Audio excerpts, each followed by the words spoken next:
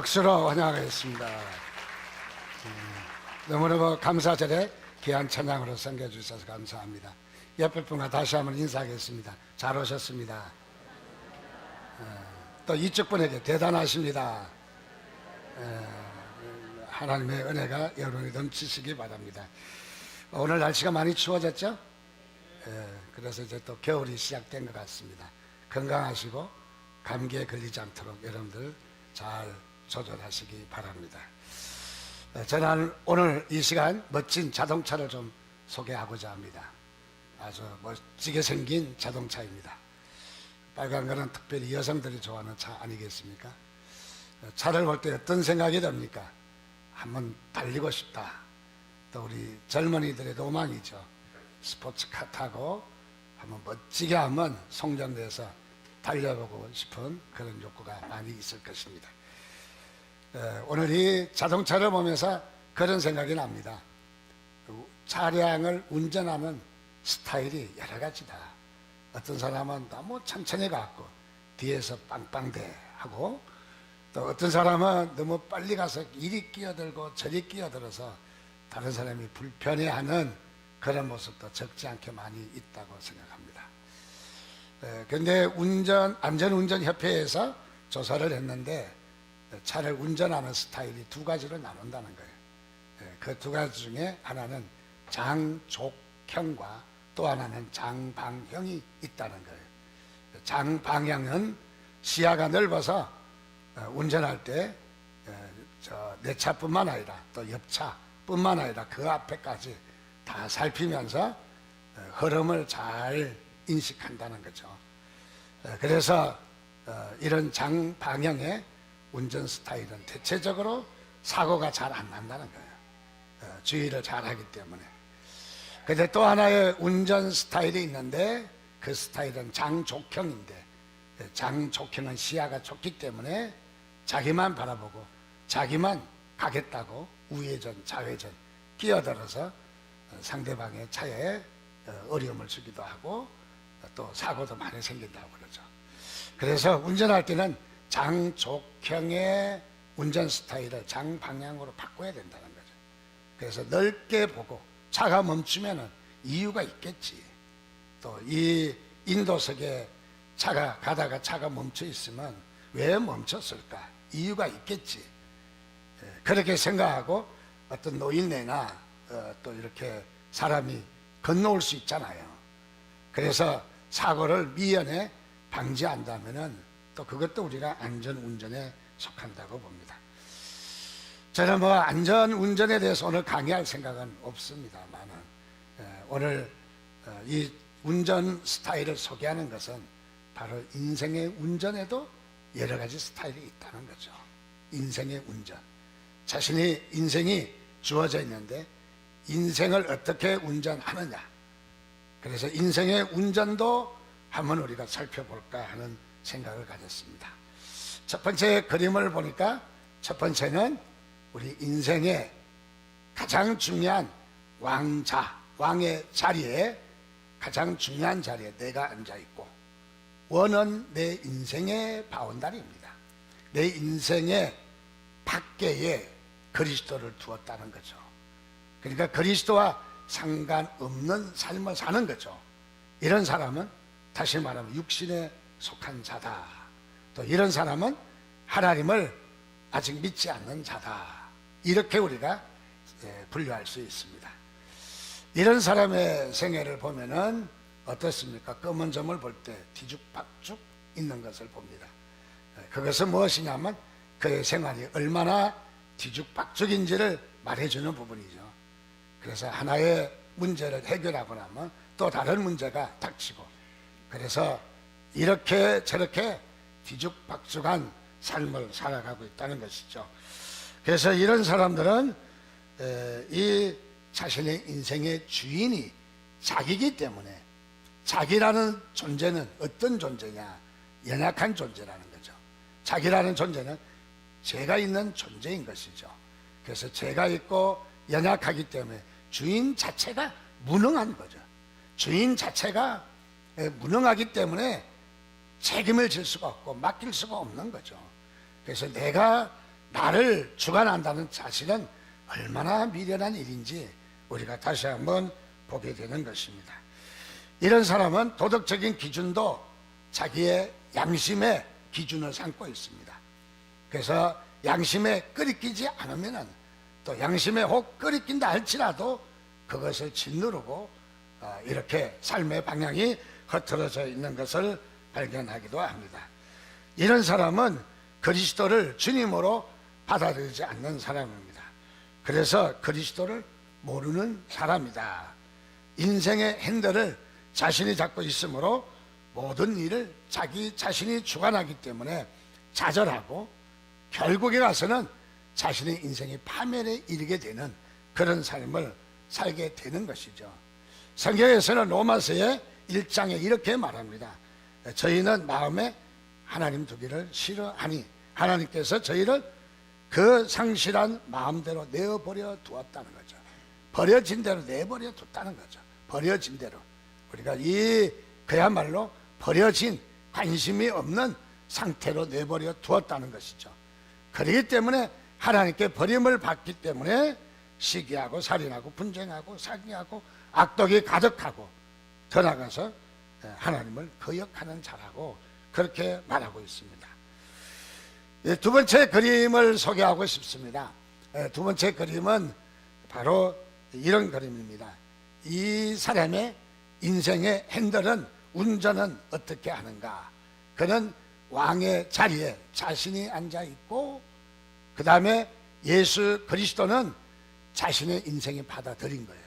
차로 이야기하면 운전은 자기가 하지만은 예수 그리스도는 옆자리나 혹은 뒷자리에 앉히는 거예요. 그래서 내 인생에 받아들이기는 했지만은 아직도 내 인생의 핸들을 그분에게 맡기지 못한 거죠. 그래서 뒤에 앉아서 포기만 하라는 거죠. 그래서 뒤에 예수 그리스도를 지켜만 보고 방치해둔 바로 그런 모습인 것을 발견합니다. 이런 사람은 어린아이라고 그렇게 말할 수 있습니다. 그래서 고린도전서 3장에 보면 이런 사람을 어린아이, 그래서 사도 바울은 이런 사람을 대할 때 어떻게 대했느냐면 어린아이들과 같이 대했다. 어린아이들과 같이.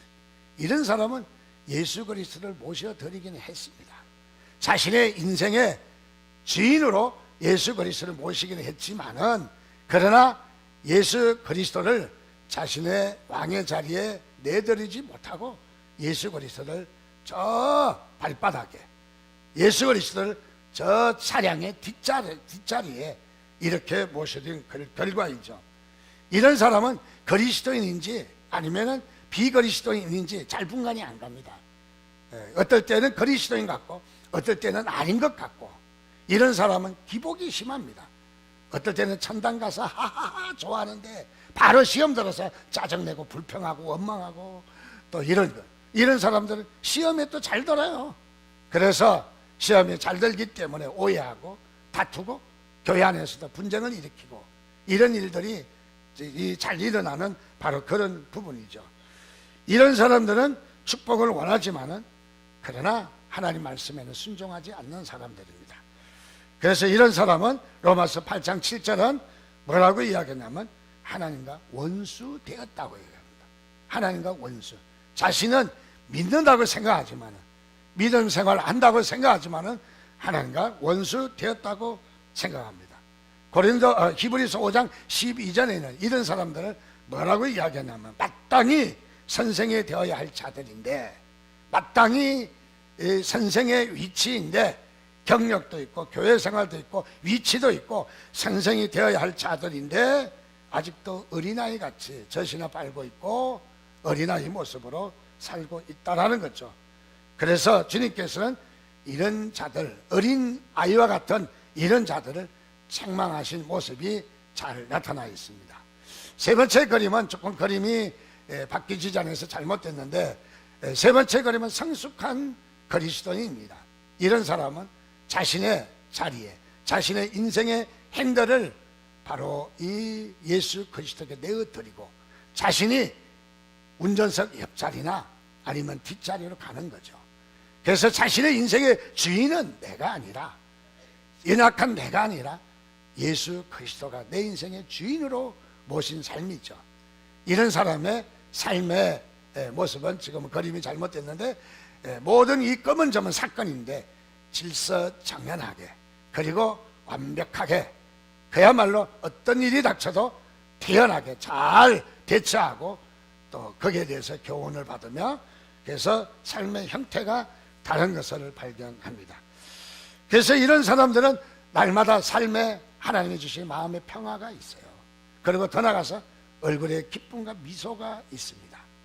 어떤 연탄 장수 아저씨가 하루 종일 연탄을 배달하다 보니까 얼굴이 새카맣고 옷도 새카맣고 또 무거운 연탄 짐을 지고 저 산 꼭대기까지 날려다 보니까 많이 힘들어 했을 것입니다.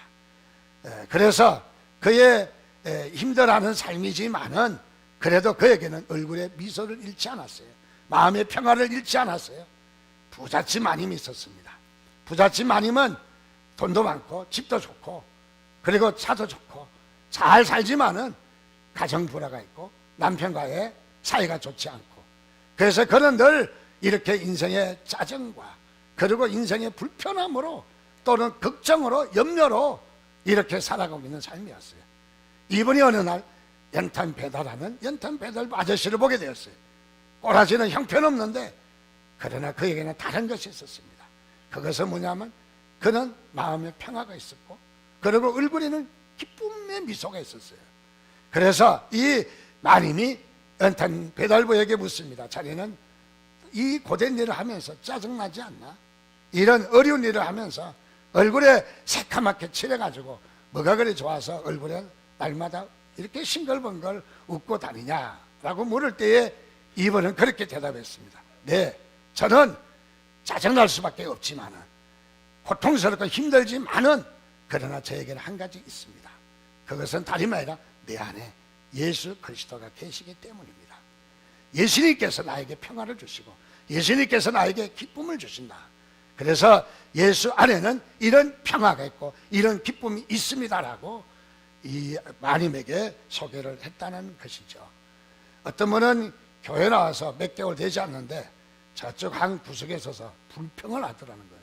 어쩌면 이럴 수가 있어 하고 화를 내듯이 짜증을 내더라는 거예요.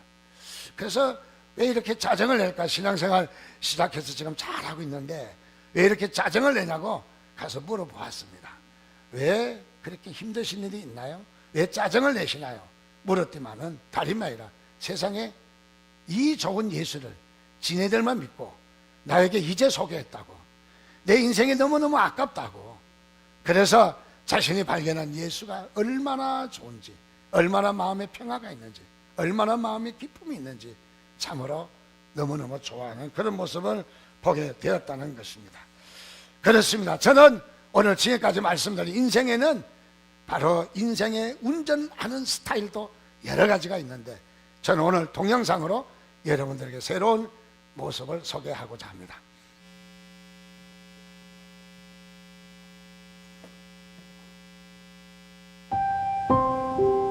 안녕하십니까?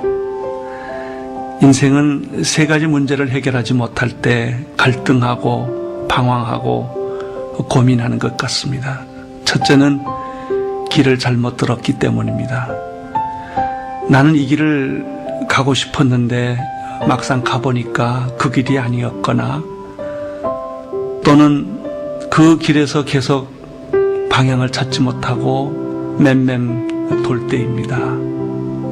그래서 우리는 길이 아닌 길을 가려 하고 길이 없는 길을 뚫어보려고 그렇게 애쓰는 것이죠.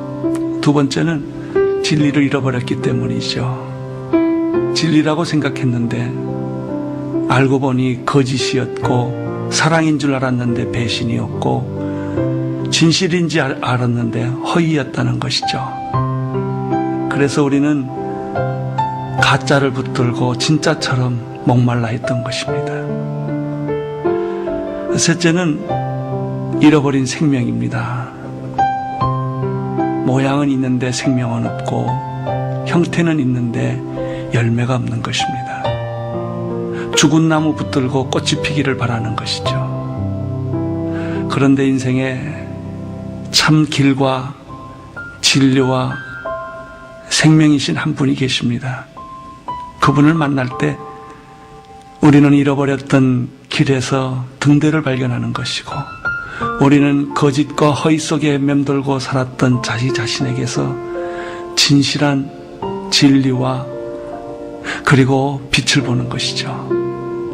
뿐만 아니라 도저히 희망도 없고 도저히 더 이상 갈 길도 없었던 죽음 앞에서 생명을 발견하고 좋아하는 것입니다. 나는 여러분들에게 이분을 소개하고 싶습니다. 이분의 이름은 예수 그리스도이십니다. 2000년 전에 마리아의 품에서 태어났지요. 갈릴리 해변에서 자랐고요. 33년을 살았습니다. 그런데 너무나 비참하게 그는 십자가에서 죽었습니다. 그분이에요. 왜 그분이 당신의 삶의 길이요, 진리요, 생명이 되는 줄 아십니까? 죽었다면 그런 일을 못 하실 것입니다. 근데 그분이 다시 살아났거든요. 그때 살아난 게 아니라 지금까지 살아계시거든요. 여러분, 이분을 만나보면 여러분의 인생이 변할 겁니다. 안 보이던 길이 보이고요. 방황하던 여러분의 인생의 종지부를 찍게 될 것입니다. 삶이란 속도가 중요한 것이 아니라 방향이 중요합니다. 속도로 살아온 사람들이 너무나 많죠. 그러나 방향이 바로 잡히면 좀 늦게 갈 수 있고 천천히 갈 수 있지만 반드시 가는 것이죠. 그것이 길입니다. 예수 그리스도를 만나보십시오. 그의 이름을 불러보십시오.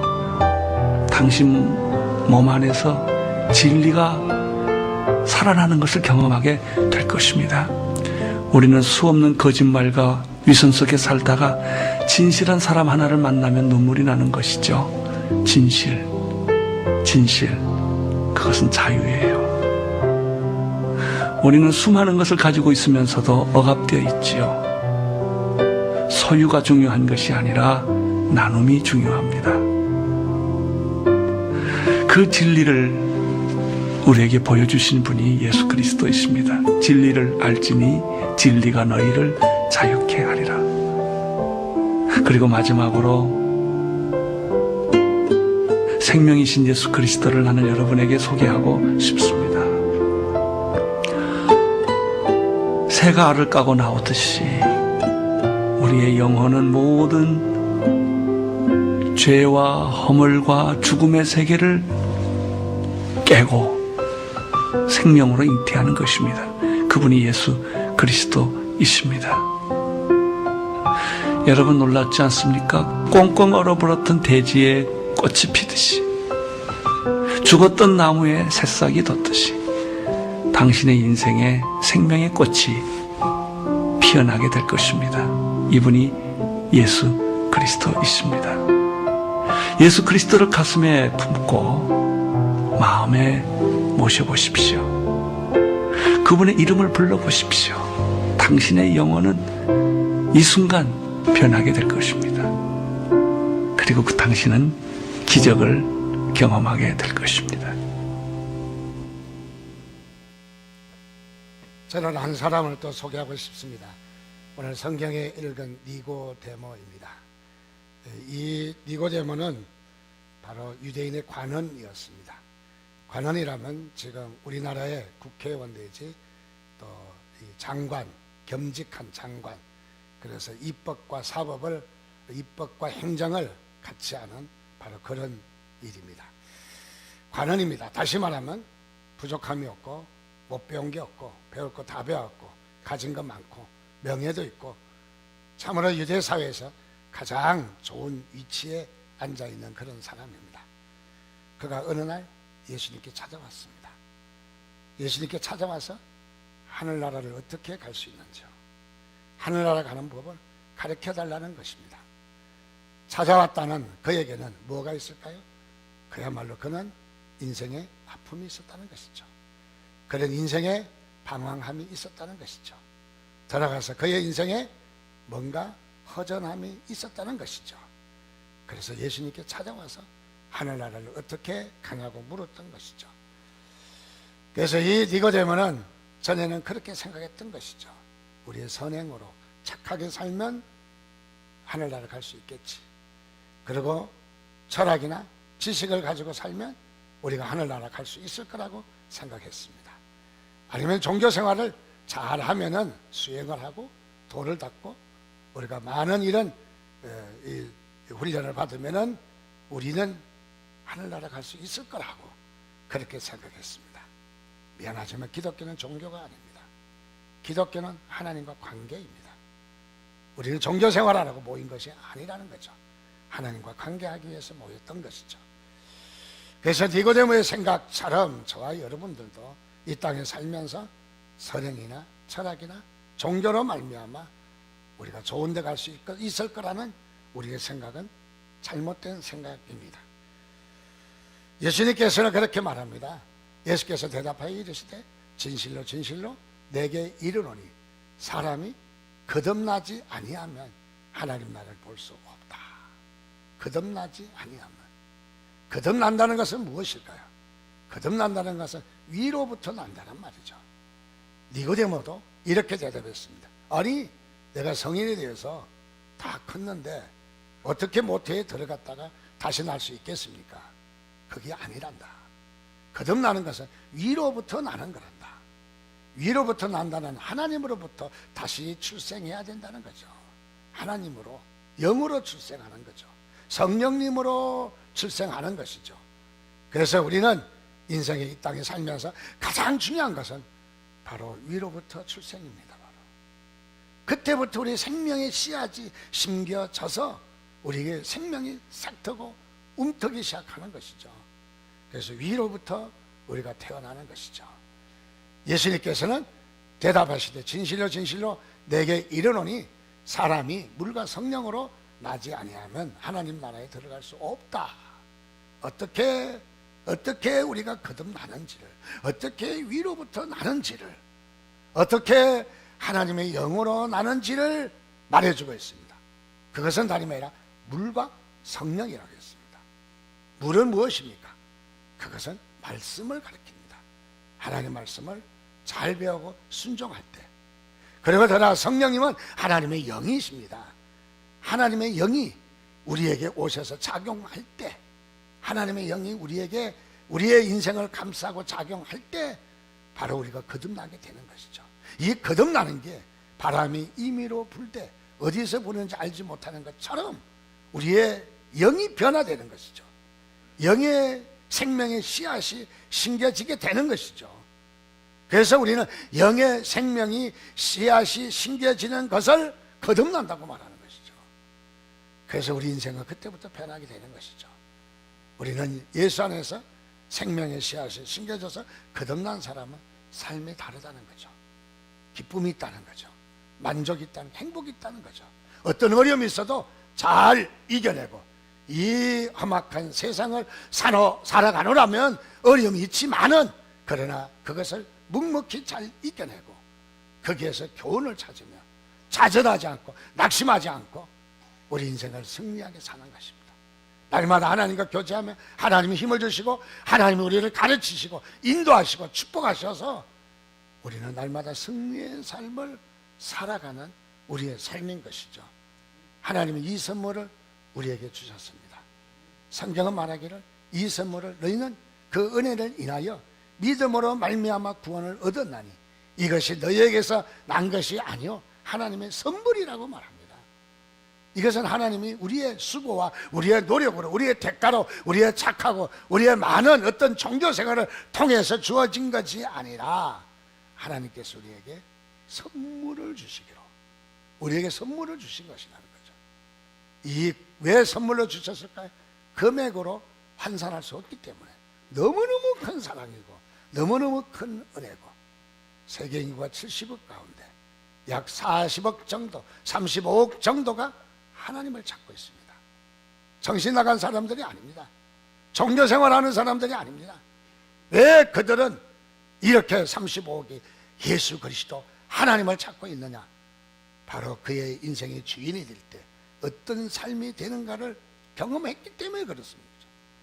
오늘 저는 여러분에게 주님께서 하신 말씀처럼 단호하게 거듭나지 아니하면 하나님 나라에 들어갈 수 없다. 하나님은 냉정하게 단호하게 말씀하십니다. 오늘 저와 여러분이 바로 물과 성령으로 거듭나는 이 선물이 지금 여러분 앞에 와 있습니다. 이 선물을 여러분 받기를 원하십니까? 이 선물이 여러분의 것이 되시기를 원하십니까? 이 선물이 여러분의 것이 되시려면 선물을 받아서 풀러서 사용을 해야 되는 것입니다. 내 집에 배달된 걸로 만족하지 않아요. 내가 사용을 할 때 여러분들 오늘 이 한 시간 저는 여러분들에게 다시 한번 소개하고 드리고 싶습니다. 바로 같이 읽겠습니다. 시작. 영접하는 자 곧 그 이름을 믿는 자들에게는 하나님의 자녀가 되는 권세를 주셨으니 이렇게 그리스도를 마음에 모셔드리면은 우리는 뭐가 된다고요? 하나님의 자녀가 된다고요. 하나님의 자녀. 첫째로 두 가지를 준다는 거예요. 하나님의 자녀가 되면 권세를 준다는 거예요. 여러분 시시한 어느 나라의 임금의 대통령의 아들이 아니라 하나님의 자녀가 된다는 거예요. 그러면 어떤 권세가 있을까요? 하나님의 권세가 있어요. 하나님의 권세가 있어요. 그리고 또 하나는 하나님의 자녀가 된다는 것은 아버지 재산이 얼마냐에 따라서 내게 오는 게 다르죠. 하나님 아버지의 자녀로서 상속이 있다는 것입니다. 상속이. 여러분 얼마나 위대합니까? 하나님께서 여러분들에게 자녀 삼으셨습니다. 여러분은 이제는 종이 아니라 이제는 여러분들이 거린이 아니라 얻어먹는 하나님께 얻어먹는 거린이 아니라 당당히 하나님으로부터 받는 자녀인 것이죠. 자녀. 여러분 이 자녀의 자리에 하나님은 저와 여러분을 부르셨습니다. 오늘 이 자리에 함께 하시게 하신 것은 바로 여러분들에게 이 선물을 주시기 위함입니다. 이미 받으신 분도 계시고 또 아직 받지 못하신 분도 계시다면은 오늘 저는 여러분들에게 조용히 묻고 싶습니다. 한번 눈을 감으시고 우리 한번 머리 숙여서 기도하는 시간 좀 갖겠습니다. 내 인생을 한번 가만히 생각해 봤으면 좋겠습니다. 여러분 행복하십니까? 자신이 있습니까? 아니면 내 인생에 부족함이 없다라고 생각하십니까? 생각해 보면 여러분들의 인생은 아직도 문제 많고 부족함이 많고 살아가지만은 후회할 일도 많고 여러분의 생애가 그야말로 불완전한 그런 생애인 것이 사실입니다. 왜요? 내가 운전하기 때문에 내 인생을 내가 끌고 가기 때문에. 그러나 하나님 저는 부족합니다. 제 운전 실력으로 갈 수가 없잖아요. 하나님 저는 이 한 시간에 요청합니다. 내 인생에 당신이 오셔서 운전해 주십시오. 내 이 운전의 자리를 내어드리겠습니다. 하나님 저 이 선물 받고 싶어요. 하나님의 자녀 되고 싶어요. 이제는 나는 염려와 걱정과 근심이 사라지고 우울함이 사라지고 질과 병을 고치시며 우리를 회복하셨던 그 주님의 사랑을 저도 받고 싶어요. 하나님 저에게도 주세요. 하시는 분은 조용히 이미 받으신 분도 또 표현해서 우리가 하나님의 사랑을 다시 한번 확인했으면 좋겠어요. 한번 조용히 오른손을 들어서 선물 받고 싶은 분은 손을 들어주시기 바랍니다. 네. 다 되셨지만 제가 다시 한번 행여나 빠진 분이 있을까봐 다시 한번 제가 묻습니다. 기회는 많이 있지 않습니다. 이런 기회는 늘 있는 것이 아닙니다. 여러분 인생에 정말 중요한 시간입니다. 한번 결정했더니 하나님이 여러분들 축복하십니다. 하나님 저 이 선물 받고 싶어요. 하나님의 자녀 되고 싶어요 하시는 분, 아직 손 못 드신 분은 손을 용기 내서 드시기를 바랍니다. 감사합니다. 우리 조용히 손을 내리시고 저를 따라서 기도해 주시기 바랍니다. 사랑의 하나님, 저는 주님을 알지 못했습니다. 저는 주님을 믿고 싶습니다. 하나님의 자녀 되고 싶습니다. 이 선물을 받고 싶습니다. 십자가 위에서 피 흘려 죽으심으로 내 죄를 용서해 주시니 감사합니다. 지금 저는 내 마음의 문을 열고 예수님을 나의 구주로 영접합니다.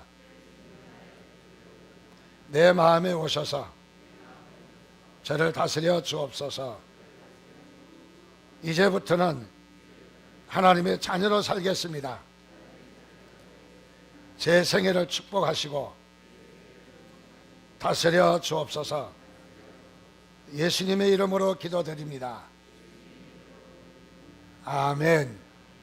감사합니다. 옆에 분 우리 축하합니다. 하나님의 자녀 되신 것을 축하한다고 우리 같이 좀 축복했으면 좋겠습니다. 우리 한번 옆에 사람과 보고 축복합니다. 우리 찬양 한번 부를까요?